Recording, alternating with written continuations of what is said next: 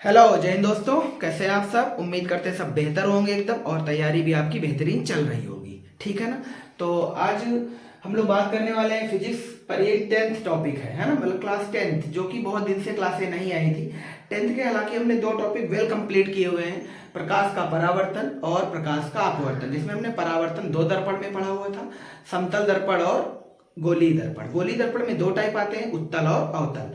और उसके बाद हम लोगों ने पढ़ा था अपवर्तन। अपवर्तन हमने पढ़ा था लेंस पर, जो कि आपके में लेंस पर ही अपवर्तन है, और प्रिज्म पर भी अपवर्तन है, तो अगले टॉपिक में पढ़ाया जाएगा। ठीक है ना। तो आज का अपना टॉपिक होने वाला है ह्यूमन आई, जो कि आपका अगला चैप्टर बन जाता है मानव नेत्र तथा रंग बिरंगा संसार। उसका आज हम लोग टॉपिक कंप्लीट करेंगे मानव नेत्र, यानी मानव नेत्र की संरचना के बारे में कंप्लीट जानकारी आपको देने वाले हैं। तो बने रहिए एंड तक, मजा आएगा आपको, है ना। बहुत आसान तरीके से, कोई रॉकेट साइंस नहीं बताएंगे आपको, और एक्स्ट्रा से एक्स्ट्रा जितना हो सकेगा उतना पॉसिबल करा देंगे आपको। चलिए शुरू करते हैं बिना किसी देरी के। और सबसे पहला काम करते हैं इसके नामकरण, जो कि डायग्राम हमने पहले से ड्रॉ किया हुआ है। आप भी ड्रॉ करना सीख लीजिए, और नाम यहाँ से हम लिखना सिखा देते हैं आपको। तो चलो फिर, तो सबसे पहले शुरू करना है आपको बाहर से। हमेशा कहां से शुरू करेंगे? बाहर से। तो ये बाहर की तरफ तीन परतें हैं। एक परत है ये दृढ़ पटल। कौन सी? दृढ़ पटल। मिडल वाले को बोलते हैं रक्तक पटल। इनकी मीनिंग क्या है, मतलब क्या है, वो भी आगे बता देते हैं। पहले हम पूरा नामकरण कर देते हैं अच्छे से, है ना। इस वाले को बोलते हैं दृष्टि पटल। इसे क्या बोलते हैं? उम्मीद करते हैं यहां तक किसी बच्चे को कोई दिक्कत नहीं होगी, आराम से लिख सकता है वो। बाहर से दृढ़ पटल, मिडिल का रक्तक पटल, एंड का दृष्टि पटल, काम खत्म। इंग्लिश में बोलते हैं sclera choroid retina. Sclera choroid retina, बार बार पढ़ो, याद हो जाएगा। ठीक, अब आते हैं यहां से। इस वाले हिस्से को पूरे का अगर हम नाम देना चाहें तो बोल सकते हैं नेत्र गोलक। क्या बोल सकते हैं? नेत्र गोलक। ठीक, ये जो सामने उभरा वाला भाग देख रहे हैं, इसे बोलते हैं कॉर्निया। क्या बोलते हैं? कॉर्निया, है ना। अभी इन पर हम एक एक करके चर्चा भी कर देंगे। कॉर्निया, अच्छा, कॉर्निया के पीछे ये वाला हिस्सा देख रहे होंगे, ये वाला, है ना। इसको चाहे यहां से लिख लो चाहे यहां से, इसको बोलते हैं बाबू आइरिस। क्या बोलते हैं? आइरिस, है ना। हिंदी में परितारिका भी कहते हैं। और ये रहा आइरिस और ये रहा आइरिस। आइरिस के मध्य में जो ये वाला गैप है ना, इसी को बोलते हैं, मध्य में छिद्र है, इसको बोलते हैं पुतली। क्या बोलते हैं? पुतली। इंग्लिश में पुपिल बोलते हैं, और हिंदी में एक और भी नाम है नेत्र तारा। क्या बोलते हैं? नेत्र तारा। ठीक, तो पुतली कहो, चाहे नेत्र तारा कहो, चाहे पुपिल बोल लो। ठीक है ना, बहुत बढ़िया। इसके बाद ध्यान से देखो तो एक उभरा हुआ सा एक भाग है, जो कि लेंस जैसा दिख रहा होगा, उत्तल लेंस जैसा, लाइक उत्तल लेंस, है ना। जबकि इसमें दोनों जो वक्रता त्रिज्या है वो बराबर नहीं होती है। ठीक, तो हम इसको बोलेंगे नेत्र लेंस। इस वाले का नाम नेत्र लेंस, जो कि वास्तव में उत्तल लेंस है या द्विउत्तल लेंस है। कौन सा लेंस है? द्विउत्तल लेंस है। अच्छा, द्विउत्तल लेंस है तो जाहिर सी बात है हम इसे ये कह सकते हैं कि ये अभिसारी है। कैसा है? अभिसारी नेचर का। आपको जब लेंस हमने पढ़ाए थे तो याद करो, दो नेचर पढ़ाए थे, अभिसारी और अपसारी। अभिसारी का मतलब होता है प्रकाश किरणों को कलेक्ट करना किसी पॉइंट पर, और अपसारी का मतलब होता है उस पॉइंट से प्रकाश किरणों को बिखेर देना, है ना। तो ये वाला कौन सा नेचर दिखाता है? अभिसारी, जो कि ये द्विउत्तल लेंस है। यहां तक कहानी पर्याप्त है। ठीक, बहुत बढ़िया। अब ये वाली आपको देख रहे हो बहुत सारी मांसपेशियां हमने लगाई हैं, इन्हीं के सहारे तो लेंस टिका रहता है ना नेत्र में, वरना हिल उल जाएगा तो गड़बड़ हो जाएगी फिर, है ना। तो गड़बड़ ना होने दे। तो इस वाले का नाम है पक्षमाभी पेशियां।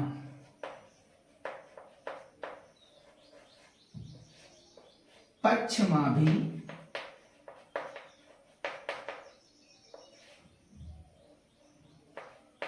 पेशियां या मांसपेशियां कह लो आप। ठीक है ना, पक्षमाभी मांसपेशियां जिनके सहारे वास्तव में लेंस टिका रहता है। ठीक, आगे बढ़ते हैं।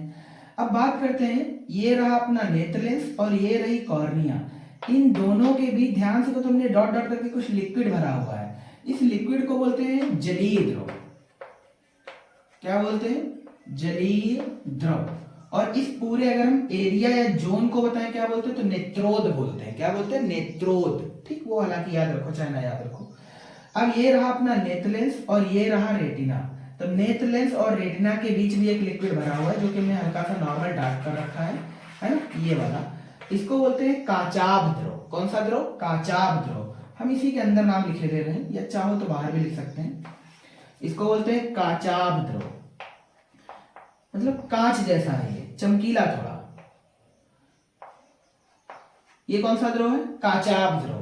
अगर आप सोच रहे हो ये फिर सेक्शन क्यों काट रखे हैं आपने, एक्चुअल में देखो नेत्र ऐसा तो है नहीं कोई स्वतंत्र संरचना है जो आराम से इसमें नेत्र में हमारे चेहरे में टिकी हुई है। इसका मतलब वो मांसपेशियों की सहायता से ज्वाइंट है ना।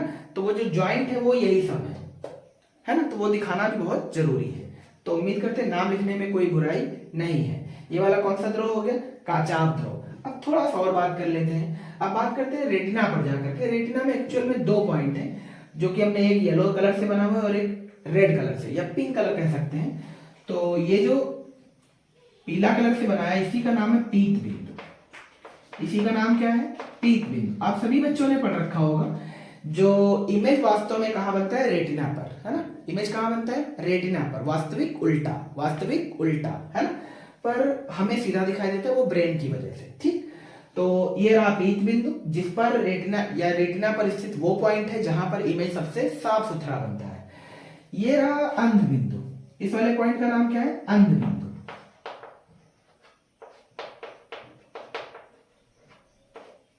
अंध बिंदु वो पॉइंट है जहां से जो प्रकाश सिराएं हैं, यानी जो इमेज को वास्तव में बना रही हैं, ये या कह लें वो लाइनें जो इमेज ड्रॉ करती हैं, वो लाइनें ब्रेन को जाती हैं। ये वाली जो लाइनें हमने निकाली हैं, ये वास्तव में ऐसे कहाँ जा रही होंगी?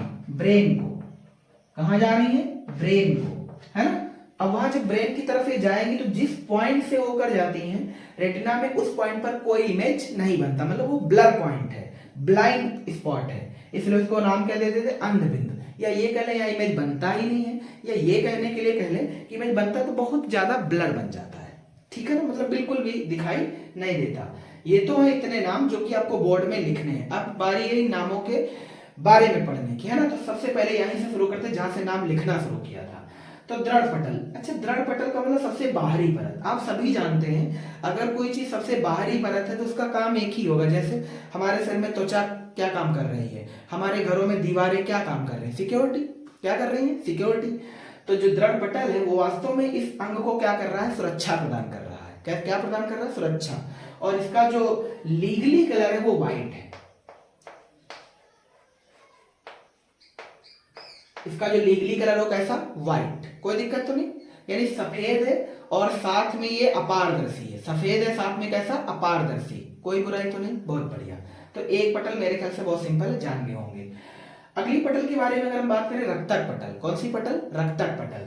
तो रक्तक पटल का वास्तव में जो कलर है वो है ब्लैक। रक्तक पटल का जो वास्तविक कलर है वो कैसा है? ब्लैक। और इस ब्लैक कलर का रीजन ये भी है क्योंकि देखो जब प्रकाश आएगा तो अगर हमने यहाँ पर कुछ ऐसा पर्दा नहीं लगाया जो प्रकाश को अवशोषित कर सके तो इमेज उतना क्वालिटी वाला नहीं बन पाएगा। मतलब रक्तक पटल भी बहुत इंपॉर्टेंट चीज है इमेज को बनाने के लिए, क्योंकि ये काम क्या करती है? प्रकाश को अवशोषित करती है, जिससे पूर्ण आंतरिक परावर्तन को रोका जाता है। कोई दिक्कत तो नहीं? ठीक, बहुत बढ़िया। अगला पॉइंट है दृष्टि पटल। दृष्टि पटल को इंग्लिश में बोलते हैं रेटिना। ये वो परत है या ये कह लें ये मानव नेत्र की सबसे आंतरिक परत है जो काचाभ द्रव से सटी रहती है ना। और इसी पर क्या बनता है? इमेज। क्या बनता है? इमेज। और इस दृष्टि पटल में 2 प्रकार की कोशिकाएं पाई जाती हैं, जो कि हमने ऐसे ध्यान दो तो लाइनें ऐसे कुछ ड्रॉ करी हुई हैं। तो इन लाइनों का हम नाम लिखते हैं। तो 2 कोशिकाएं लिख देते हैं यहीं पर। एक का नाम है शंक्वाकार कोशिकाएं। कौन सी? शंक्वाकार। और अगला नाम लिख देते हैं दंडाकार। ये दोनों की दोनों कोशिकाएं किसमें मिलती हैं? रेटिना में। कहा मिलती है? रेटिना में। इनमें कुछ वर्णक पाए जाते हैं। क्या पाए जाते हैं? वर्णक। जैसे शंक्वाकार वाले में वर्णक मिलता है आयोडॉप्सिन। कौन सा वर्णक? आयोडॉप्सिन। ये सब एक्स्ट्रा बातें हैं, याद रह जाए तो ठीक है, वरना कोई आफत नहीं है। ठीक है ना। और दंडाकार वाले में मिलते हैं रोडॉप्सिन। ये पिगमेंट है। पिगमेंट मतलब वर्णक है इनके। तो रोडॉप्सिन वर्णक किसमें मिलता है? दंडाकार कोशिकाओं में। और आयोडॉप्सिन किसमें मिलता है? शंक्वाकार कोशिकाओं में, है ना। और ये अलग अलग चीजों के लिए सुग्राही होते हैं, मतलब अलग अलग चीजों के लिए लाभ, मतलब देख सकते हैं उन चीजों को। जैसे जो शंक्वाकार कोशिकाएं हैं, कोन सेल बोलते हैं। कौन सी सेल? Cone cell. इन्हों बोलते हैं rod cell. Cone cell, rod cell. तो ये सुग्राही होता है रंग के लिए।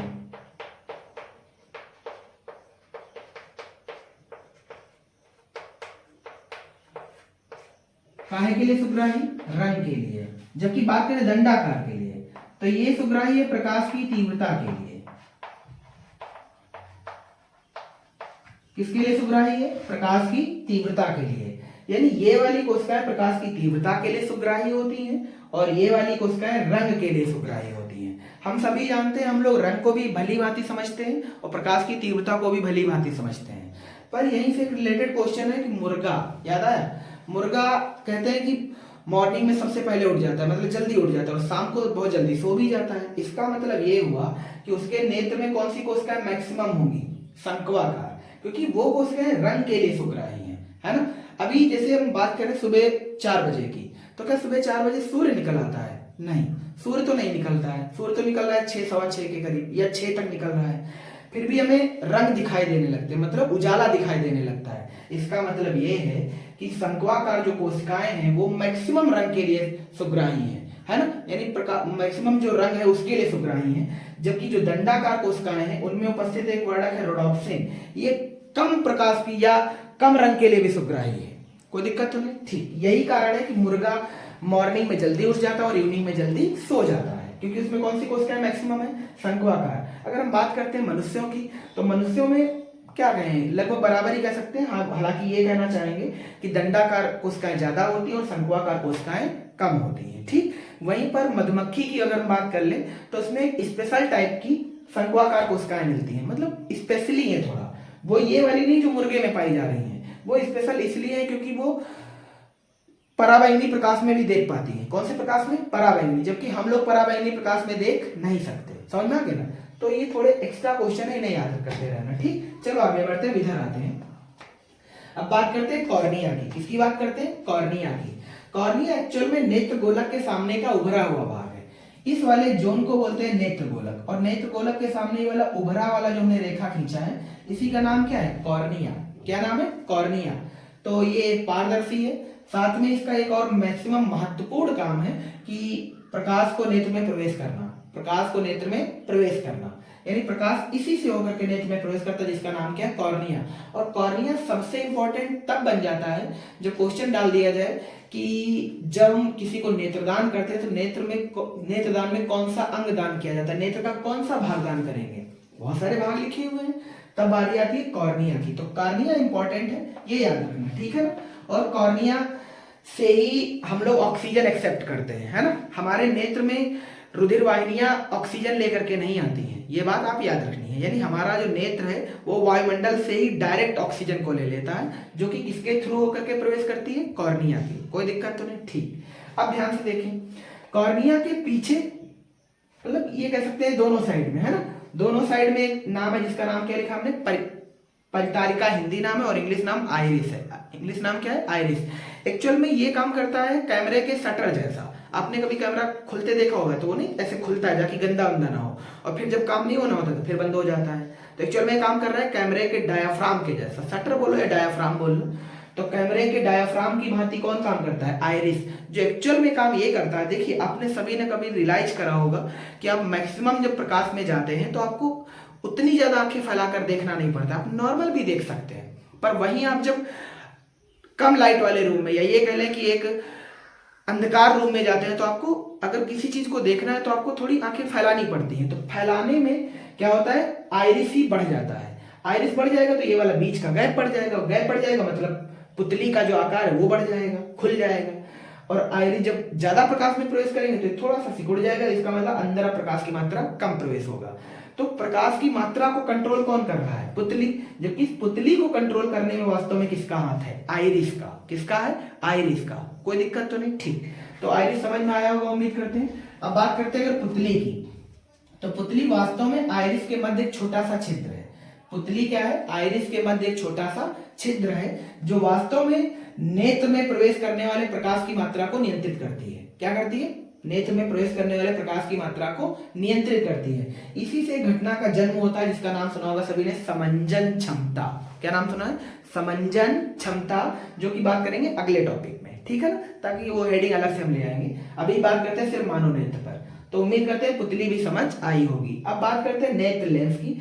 तो जो ह्यूमन नेत्र है वो कैसा लेंस है? द्विउत्तल लेंस है। किस प्रकार का लेंस है? द्विउत्तल लेंस है ना। और इस द्विउत्तल का मतलब ये है कि ये प्रकाश किरणों को कलेक्ट करेगा और कलेक्ट करके इनको कहां पर फेंक देगा? रेटिना पर। और रेटिना पर जहां पर फेंकता है उसको हम बहुत अच्छे पॉइंट के लिए क्या नाम दे देते हैं? पीत बिंदु। क्या बोलते हैं? पीत बिंदु, है ना। ठीक, तो नेत्र लेंस हमारा कैसा है? द्विउत्तल। अब बात करते हैं इनके जलीय द्रवों की। तो ये रहा कॉर्निया और ये रहा नेत्र लेंस। कॉर्निया और नेत्र लेंस के भरे द्रव का नाम जलीय द्रव। नेत्र लेंस और रेटिना के मध्य भरे द्रव का नाम काचाभ द्रव। इन दोनों का जो अपवर्तनांक है वो जल के अपवर्तनांक के बराबर है। और जल का अपवर्तनांक आपको याद होगा, n बराबर 1.33, 4/3, है ना। तो इनके अपवर्तनांक भी कभी कभी पेपर में आ सकते हैं कि जलीय द्रव और काचाभ द्रव का अपवर्तनांक कितना? तो जल के अपवर्तनांक के बराबर, जो कि 4/3 होता है। अपवर्तनांक वाले चैप्टर में खूब रटाया था अच्छे से। तो n की वैल्यू कितनी? 1.33। यहां तक कोई दिक्कत तो नहीं? ठीक, कुछ और एक्स्ट्रा बातें कर लेते हैं। एक्स्ट्रा बातें ये कर लेनी है अपने को कि जो नेत्र लेंस है वो किस चीज का बना है ना। तो हम आपको बता दें, देखो ये नेत्र लेंस कांच का नहीं बना है। पीछे आप पढ़ के आए नेत्र लेंस, सॉरी ऐसे लेंस कांच के बने होते थे। लेंस काहे का? कांच का बना था। पर क्या ये लेंस भी कांच का बना है? नहीं बाबू, ऐसा नहीं है। वरना पता लगा आंख में कोई चोट वगैरह लगती, कांच टूट जाता, काम खत्म, है ना। तो नेत्र लेंस कांच का नहीं बना होता, ये क्या बना होता है? प्रोटीन का। काहे का बना होता है? प्रोटीन का। और उस प्रोटीन का नाम है क्रिस्टलिन।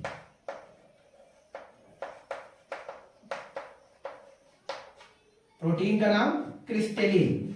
कोई दिक्कत तो नहीं? बहुत बढ़िया। ये एक पारदर्शी पदार्थ है। कैसा पदार्थ है? पारदर्शी। तो जो नेत्र लेंस है और कॉर्निया, ये दोनों के दोनों किससे मेड है? क्रिस्टलिन से। क्रिस्टलिन है क्या? एक प्रोटीन है। क्या है? प्रोटीन है। उम्मीद करते हैं, मेरे ख्याल से डायग्राम में कुछ बचा नहीं है। ये बचा तो इसको हमने लिखते ही बता दिया था कि एक्चुअल में इनका काम है नेत्र लेंस को स्थिर बनाए रखना। नेत्र लेंस को स्थिर बनाए रखना और आवश्यकता पड़ने पे थोड़ा बहुत रोटेट भी कराना है। ये काम किसका? पश्चिमाभी पेशियों का। ठीक, और बची ये वाली कोशिकाएं जिनको हमने संघवाकार और दंडाकार कोशिकाएं बोला, इन्हें वास्तव में दृष्टि तंत्रिकाएं बोलते हैं। ये तंत्रिकाएं इस वाले स्थान से होकर के कहां जाती हैं? ब्रेन को। कहां जाती हैं? ब्रेन को। और ब्रेन उस इमेज को एनालिसिस करके एक इमेज को तैयार कर देता है। ठीक है ना। आगे बढ़ते हैं, कुछ और बातें बता देते हैं नेत्र दोष में, ताकि आगे पढ़ने में, क्योंकि हम बार बार हम नेत्र तो बनाएंगे नहीं, हर बार हम नेत्र का एक छोटा सा डायग्राम बनाएंगे, मतलब एकदम ऐसे राउंड शेप में, और समझ लेंगे कि वही नेत्र है। तो दो दोष इसमें बड़े इंपॉर्टेंट हैं, एक तो निकट दृष्टि दोष और दूसरा दूर दृष्टि दोष। निकट दृष्टि दोष में निकट का अच्छा दिखाई दे रहा है पर दूर का अच्छा दिखाई नहीं दे रहा। दूर में दूर का अच्छा दिखाई देता है, निकट का अच्छा नहीं दिखाई देता है। ये सब बातों पर चर्चा करेंगे नेक्स्ट क्लास में। और अभी की क्लास सिर्फ इतनी ही है। एक टॉपिक और छूट गया, वो भी बता देते हैं आपको। जो क्रिस्टलिन है, मींस जो नेत्र लेंस है, इसका भी तो कोई ना कोई अपवर्तनांक होगा। तो इसका जो अपवर्तनांक होता है वो इससे थोड़ा ज्यादा है, n बराबर 1.44। n बराबर 1.44, मतलब इसका जो अपवर्तनांक है इन द्रवों से मैक्सिमम है, क्योंकि इनका अपवर्तनांक है 1.33 और इसकी वैल्यू है 1.44। तो याद करते रहना सब लोग। नेत्र लेंस और कॉर्निया दोनों ही सेम पदार्थ से बने हैं, जिसका नाम क्या है? क्रिस्टलिन। कॉर्निया क्यों इंपॉर्टेंट है? क्योंकि इससे प्रकाश अंदर जा रहा है। और पुतली इसलिए इंपॉर्टेंट है क्योंकि निश्चित मात्रा प्रकाश के अंदर जा रही है। और आइरिस इसलिए इंपॉर्टेंट है क्योंकि ये काम कर रहा है डायफ्राम का। नेत्र लेंस के आगे या कैमरे के आगे डायफ्राम का काम कर रहा है, ताकि अंदर धूल मिट्टी कम जाए, या कभी फैलाना पड़े तो फैला सकते हैं, सिकोड़ना पड़े तो सिकोड़ सकते हैं। मतलब पुतली के आकार, पुतली वास्तव में स्थिर है, इसको ऐसे बंद करना, ऐसे इसको फैलाने का काम कौन करता है? आइरिस। ठीक है ना। तो ये पूरी कहानी रही मानव नेत्र की, जो कि हमने 15 या 16 मिनट में कंप्लीट किया होगा। तो मिलते हैं नेक्स्ट वीडियो में, तब हम लोग बात करेंगे नेत्र की समंजन क्षमता और नेत्र में जो इमेज बनता है वो कैसे बनता है ना। तो चलो मिलते हैं नेक्स्ट वीडियो में। Thanks for watching. जय हिंद।